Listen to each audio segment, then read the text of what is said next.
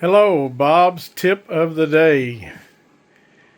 Wanted to talk a little bit about AMS and relative humidity and desiccant containers.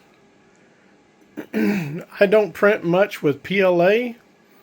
95% of everything that I do is PETG, ASA, ABS, and some other, nylon and ASA carbon fibers and things like that.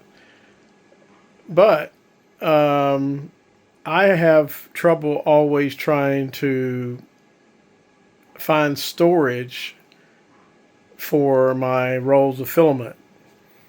And so this brought me to the topic today. I see a lot of people in the Facebook groups talking about, I dried my filament down to 20%. And I just want make a few comments on that. This is going to be a fairly quick video. I'm going to try to get to the point. First, you need to know what relative humidity is. Relative humidity is at any given time a measurement of the moisture in the air. It does not have anything to do with a physical object. It is the measurement of the relative humidity, and they say relative for a reason, of the air. And so when you put your filament in a AMS and you dry it and it gets down to 20% humidity, that doesn't mean that your filament is dried down to 20%. That means your air inside your AMS or whatever you have it in is down to 20%. So understanding what relative humidity is really important. Now, with the type of filaments that I use and where I live in Texas, the humidity is insane here. We usually average between 80 to 95% humidity. Sometimes during the wintertime, we get lucky and we might get down to 40 or 50%. So it is not an option. And I put a post, some of you may have seen it, of this thing right here. This was a gray PETG. It's just a solder holder. It wasn't nothing real important. But I started off and I ran out. I thought I had enough.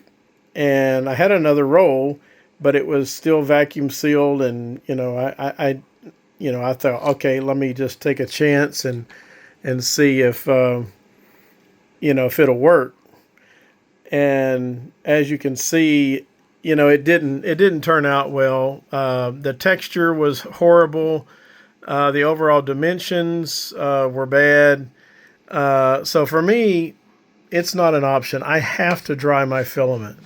So to get back to the point, what you should do, depending on the climate you live in. I hear people all the time say, I've never dried a roll in 15 years or 10 years or whatever it is.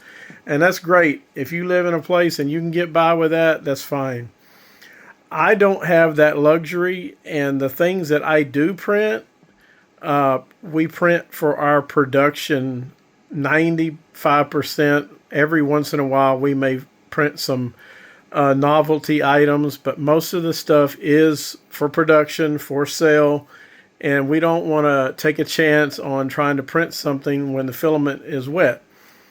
So what you really should do, and this is just my recommendation, but I think most people in this community that's been doing it a while will agree, you should dry the filament. If you want to dry your PLA, that's fine. I'm kind of in that camp where, to me, unless I have a problem with PLA, I don't dry it. If I have a problem, then I'll dry it. My PLA stays out in the open. All them rolls up there on the back right, all them in the box, that's all PLA. It's never been dried. It prints just fine. I never have any issues with it when I do need it. But on other types of filament, especially PETG, because it's very hygroscopic, maybe not as bad as nylon PA6, but it's still pretty bad. I would say it's probably worse than nylon PA12. It's worse than ASA or ABS. So if you're printing with that type of stuff, dry your filament. Go to the manufacturer's website. A good rule of thumb for PETG is 65 degrees Celsius for 12 or more hours. If you don't have a filament dryer that'll go that high, you can put it in on your build plate with a cardboard box over it and crank it up, to around 70, or because your temperature is not going to be, exactly what you set it on. So you might crank it up to like 70, 75, and then, run it for the same amount of time. I did that, long time ago before I had, dedicated filament dryers.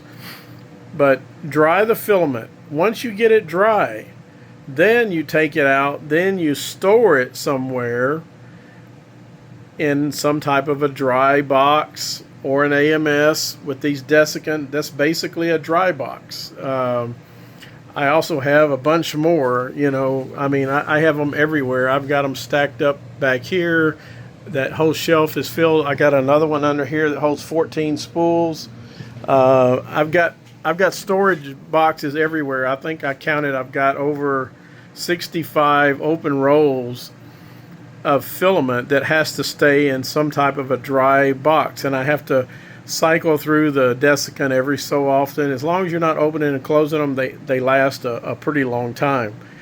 But one of the main points is when you think about the moisture content in your filament, and you hear people talk about, well, I dried it down to 20%.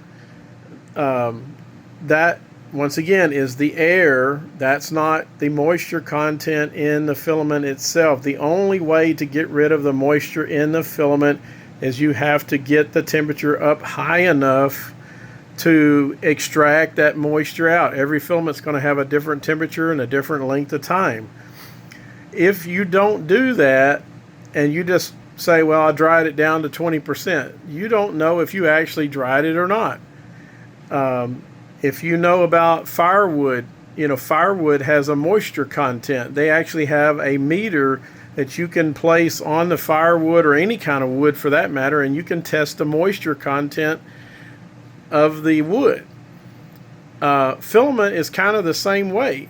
You could take a piece of lumber and you could set a humidity gauge right beside it, but that humidity gauge is not going to tell you the moisture content actually inside of the wood. Same thing with the filament. You have to dry it per manufacturer specifications, or you don't really know for sure if it's dry or not. But once you dry it, then you can keep it dry either in an AMS or a storage box, and then it'll be ready to use when you need it. If you start having issues, and I have had it happen, especially with PETG and also ASA carbon fiber. Anything with carbon fiber is going to be actually more hygroscopic than the variants without it. But I've had ASA carbon fiber where I've dried it, I've had it in the AMS, it's been sitting in there, at 10% or below, and I got ready to use it and started having issues. I had to go back and re-dry it again, and then all the issues went away. So just keep that in mind. Talk about Desiccant boxes. I'm actually redoing mine right now. I found a different model. I've tried almost every Desiccant box out there. This was an old one that I had, and it's not bad. Up until now, I've been kind of in the camp where I like the double row of filament boxes, having two, a double stack in there.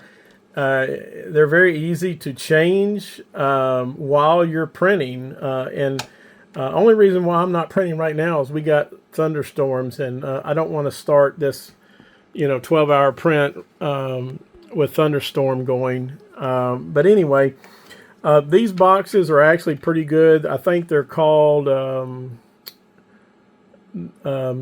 they're either heavy duty or rugged. I forget the name of them, but they actually have a locking tab here. It's even hard to get with my finger, but they will not break. These are actually printed in ASA, and they're good boxes. But I decided to go to more of the traditional, what a lot of people use, which is the just one desiccant box. The disadvantages to these boxes are you have to take the rolls of filament out before you can take them out.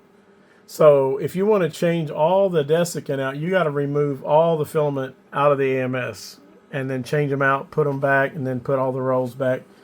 These right here, you can actually swap them out individually while you're printing, and you can just keep on. Only one you have to, the back one, you have to take the 2 center rolls out to get to that.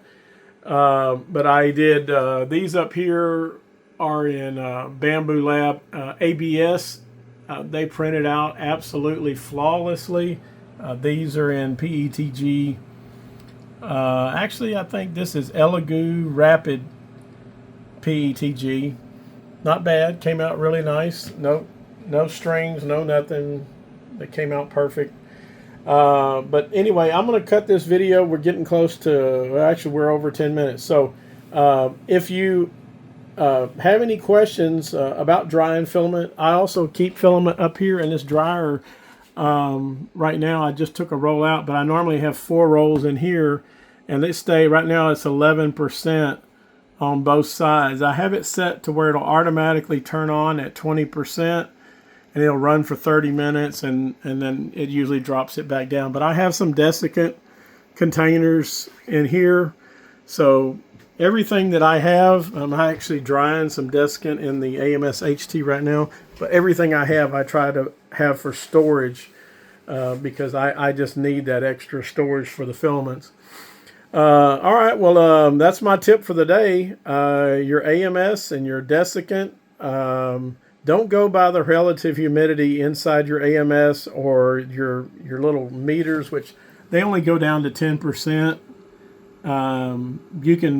I can guarantee you this thing will get down to almost 0 or in the single digits, but the lowest the meter will go is 10%.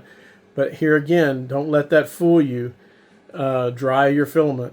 Catch you on the next one.